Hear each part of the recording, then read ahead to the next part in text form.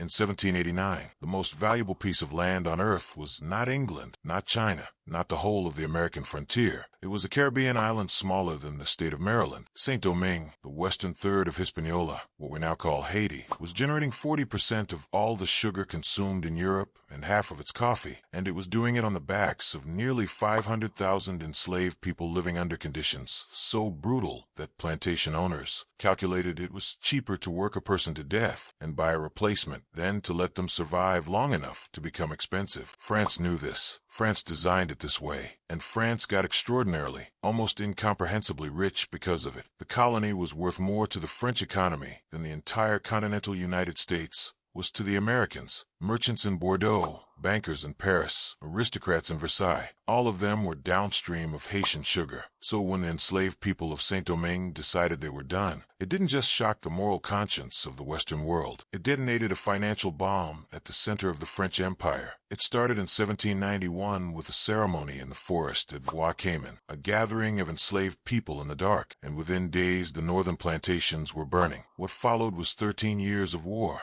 against French colonial forces, against a British invasion, against Napoleon's own brother-in-law, General Leclerc, who arrived with 40,000 troops and the specific mission of re-enslaving the population. He failed. Yellow fever took most of his army. The Haitian forces, led by figures like Toussaint Louverture and Jean-Jacques Dessalines, took the rest. On January 1st, 1804, Dessalines declared independence and named the country Haiti, the indigenous Taino word for the land. It was the first and only successful slave revolution in the history of the world. Napoleon, furious and humiliated, pivoted almost immediately. He sold the Louisiana Territory to the United States just months later, reasoning that without Saint-Domingue as its crown jewel, a French empire in the Americas was pointless. Haiti's victory didn't just free 500,000 people. It reshaped the entire map of North America. And then France sent the bill. In 1825, French King Charles X dispatched a fleet of warships to Haitian waters and delivered an ultimatum: pay 150 million gold francs, compensation to French slaveholders for their lost property, meaning the people they used to own, or face invasion and re-enslavement. Haiti, exhausted from decades of war, internationally isolated because no empire wanted a successful slave revolt to look like a viable option, agreed. 150 million francs. To put that in perspective, France had sold the Louisiana Territory, 828,000 square miles of North American land, for 80 million francs